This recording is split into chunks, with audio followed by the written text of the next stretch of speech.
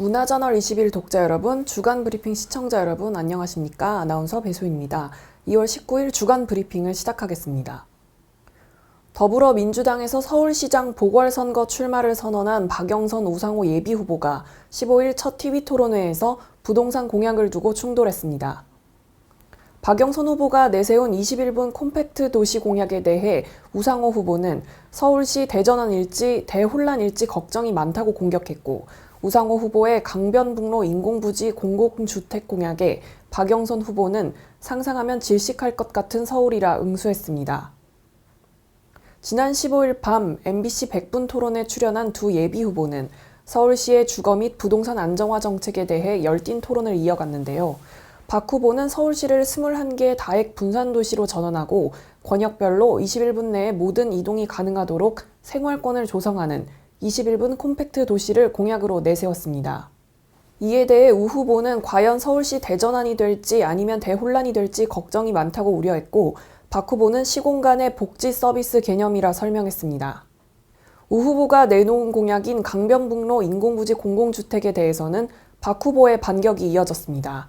박 후보는 한강변 조망권의 공공성이 중요한데 상상하면 질식할 것 같은 서울이란 느낌이 든다고 날을 세웠고, 우 후보는 전체 70km에 짓겠다는 것이 아니라 조망권을 해치지 않는 지역을 추려보면 15에서 20km가 나온다며 서민들이 좀 강가에서 살면 안 되나라고 반박했습니다. 서울시장 선거 판세에 대해서 박 후보는 지지율 회복세에 겸손한 자세로 서울 시민과 공감대를 형성하는 게 중요하다고 말했는데요.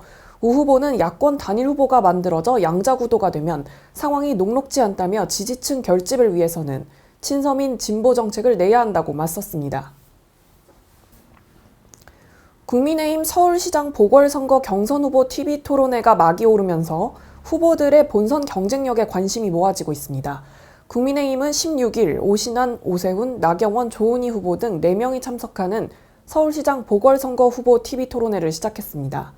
토론회는 토론 자료와 격식, 드레스 코드 없이 맞대결 방식으로 진행됐는데요. 국민의힘은 1대1 스탠딩 맞수 토론을 시작으로 19일 2차 맞수 토론, 3차 맞수 토론을 진행할 예정입니다. 이어 26일에는 4명의 후보가 참여하는 합동 토론회가 진행되며 최종 후보는 3월 2일에서 3일 100% 여론조사를 통해 4일 선출됩니다. 이번 토론회는 23일 진행되는 오세훈 나경원 후보 맞대결에 가장 큰 관심이 쏠리는데요. 높은 인지도를 바탕으로 국민의힘에서 양강 구도를 형성하며 치열한 경쟁을 벌이고 있기 때문입니다. 국민의힘 토론회는 1대1 방식으로 진행되는 만큼 후보들의 순발력이 변수가 될 수도 있습니다. 상대 후보가 제기한 정책 검증에 대해 제대로 설명하지 못하거나 토론회의 주도권 등을 제대로 확보하지 못할 경우 본선 경쟁력과 관련해 치명타를 입을 수도 있다는 지적입니다. 국민의당 안철수 후보도 18일 무소속 금태섭 후보와 TV 토론회를 갖는 등 야권 최종 단일화에 앞서 제3지대 단일화에 돌입했습니다. 국민의힘 부산시장 보궐선거 후보 경선은 박형준 후보가 각종 여론조사에서 선두를 달리고 있는 가운데 이현주, 박민식 후보가 단일화에 공감했고, 이어 박성훈 후보까지 포함한 제3자 단일화에 대해 단판을 짓겠다는 입장이라 주목됩니다. 코로나19 예방접종이 26일부터 시작됩니다. 요양병원과 시설 등에서 먼저 접종을 하지만 논란이 제기됐던 만 65세 이상의 대상자는 제외한 채 우선 접종하기로 했는데요. 코로나19 예방접종 대응 추진단은 코로나19 예방접종 계획 이후 구체화된 백신 공급 계획, 추가 준비 상황을 반영해 코로나19 예방접종 2, 3월 시행계획을 발표했습니다. 내용에는 우선 요양병원과 요양시설 등 고령층 집단시설의 만 65세 미만 입원, 입소자 및 종사자를 대상으로 아스트라제네카 백신 예방접종을 시작하고, 만 65세 이상 연령층에 대해서는 백신의 유효성에 대한 추가 임상 정보를 확인한 후 예방접종 전문위원회 심의를 거쳐 접종 방안을 확정한다는 계획을 세웠습니다. 앞서 예방접종 전문위는 식약처 품목 허가 결과와 현재까지 발표된 임상 시험 결과 등을 종합적으로 검토한 결과 65세 이상 고령자에서도 안전성과 면역원성이 확인됐고, 중증 질환 및 사망 예방 효과도 확인돼 중증 진행과 사망 감소라는 예방접종 목표에 부합하는 백신이라는 점을 확인했습니다. 다만 65세 이상 연령층에 대해서는 아스트라제네카 백신 효능에 대한 추가 자료를 확인하고 예방접종 전문위원회 심의를 거쳐 예방접종을 시행하는 것으로 결정했다고 밝혔습니다. 이와 함께 코백스 퍼실리티를 통해 도입되는 화이자 백신은 도입 즉시 중앙 및 권역 예방접종센터를 통해 제공되어 코로나19 환자 치료 의료진 약 5만 5천여 명을 대상으로 예방접종을 시행합니다.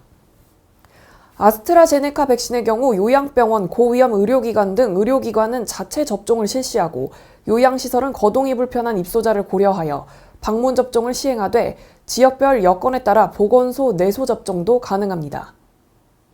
코로나19 환자 치료병원에 제공되는 화이자 백신은 감염병 전담병원 등으로 백신을 배송하여 자체 접종하는 것을 원칙으로 하지만 백신 유통 폐기량 최소화를 위해 접종 대상 인원이 적은 의료기관의 경우에는 중앙 및 권역별 예방접종센터에서 예방접종을 시행한다는 계획입니다. 이재명 경기도지사가 균형 발전을 위해 경기도 산하 공공기관 7곳에 대한 동북부 지역 이전 계획을 발표했습니다. 동북부 지역에서는 적극 환영한다는 입장이지만 기존에 공공기관이 있던 수원시를 필두로 한 남부 지역에서는 원점에서 재검토해야 한다면서 맞서고 있는데요. 당장 이전될 공공기관 7곳에 소속된 직원들도 혼란스러워하는 모습이지만 이 지사는 해당 지역의 경제적 이익을 위해서라도 직원들이 출퇴근이 아닌 이주를 하는 것이 옳다는 입장입니다. 지난 17일 이재명 경기도지사는 기자회견을 열고 수원에 있는 경기연구원, 경기신용보증재단, 경기도 경제과학진흥원, 경기농수산진흥원, 경기복지재단, 경기주택도시공사, 경기도 여성가족재단 등 7개 기관을 경기 북동부로 이전한다고 밝혔습니다. 이번 공공기관 이전은 3차 이전 계획으로 경기도는 고양시와 업무 협약을 맺고 2025년까지 경기관광공사, 경기문화재단, 경기도 평생교육진흥원 3곳의 공공기관을 고양관광문화단지로 이전하기로 했습니다. 지난해 9월에는 경기교통공사, 경기도 일자리재단, 경기도 시장상권진흥원, 경기환경에너지진흥원, 경기도 사회서비스원 등을 양주시, 동두천시, 양평군, 김포시, 여주시 등으로 이전하기로 한 바 있습니다. 이 지사의 이 같은 내용 발표에 이재종 고양시장은 이번에 이전하는 공공기관은 인원수만 1,100여 명에 달하는 만큼 경기 북부의 실질적 활력 효과가 나타날 것이며 경기도 전체가 상생하는 계기가 될 것이라며 기대감을 드러냈습니다. 하지만 당장 공공기관들을 북부에 뺏길 상황에 놓인 수원 지역에서는 거세게 반발하고 있는데요. 경기도의회 수원 지역의 의원들은 정책 결정 과정에서 나타난 이 지사의 일방적 행정에 깊은 우려를 표한다며 원점 재검토를 요구했습니다. 이들은 큰 선거를 준비하고 계신 이 지사의 정치적 입장으로밖에 보이지 않는다고 날을 세웠습니다. 이와 함께 실제로 이전에서 일을 해야 할 임직원들은 갑작스럽게 근무지가 이전되는 상황이 불편할 수밖에 없다는 지적도 나왔습니다. 이와 관련해서 경기도는 이사나 주거 비용을 지원하겠다는 입장입니다. 이 지사는 해당 기관에 근무하는 직원들은 불편함이 크겠지만 공공기관은 공적 목적을 위해 존재하고 이전 취지가 해당 지역에 경제적 도움을 주기 위한 것이라 산하 기관 직원들도 출퇴근이 아닌 이주를 하는 것이 맞다고 입장을 밝혔습니다. 미국 하버드대 석박사 출신 한국학 전문가가 일본군 위안부 피해자를 매춘부라고 폄하한 마크 램지어 하버드 법대 미쓰비시 일본 법학 교수의 논문의 문제점을 조목조목 반박하는 칼럼을 정부 대표 다국어 포털 코리아넷에 기고했습니다. 마크 피터슨 브리검영 대학 명예교수는 17일 코리아넷에 게재한 위안부 다시 한국을 자극하는 일본이라는 제목의 칼럼에서 2차 세계대전 당시 행위를 두둔하는 일본의 추한 모습이 2021년에도 다시 한번 고개를 들고 있다고 글을 시작했습니다.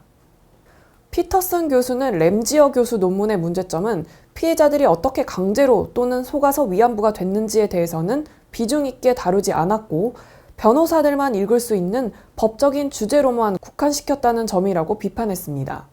아울러 저자는 일본이 전시에 저지른 여성 착취 범죄 상황 전반에 대해서는 논하고자 하지 않는다. 위안소의 잔인한 면은 위험하다 정도로 적힌 것이 전부라고 지적했습니다.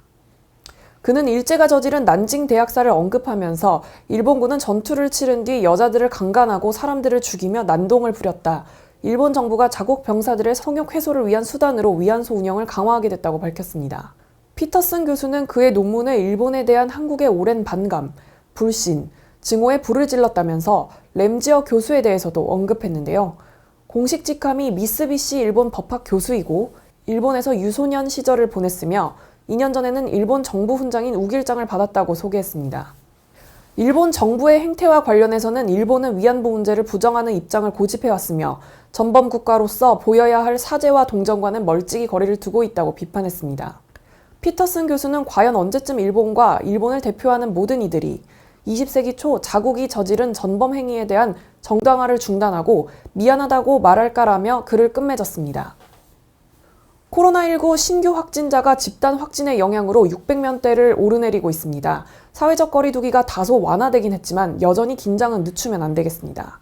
시청자 여러분, 불필요한 외출이나 모임 자제, 마스크 착용, 손 씻기 등 모두가 방역 수칙을 더욱더 잘 준수해 건강한 한 주 보내시기 바랍니다. 감사합니다.